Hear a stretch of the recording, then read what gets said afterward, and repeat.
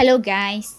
In this video I'm going to show you how to check your characters on the Hello Kitty Friends application.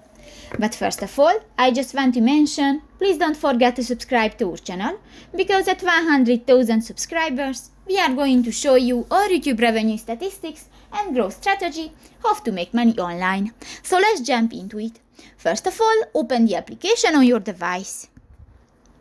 This will take a 5 minutes when the application is uploading.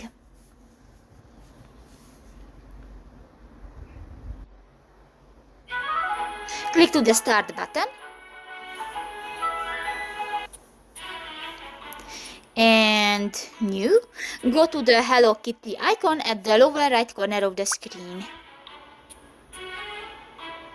And New, in the character section, you can check your characters and just select one and you can select and click to the Obtained, Rank, Characters and Others. So that's pretty much it for this video, guys. See you in the next one. Bye bye.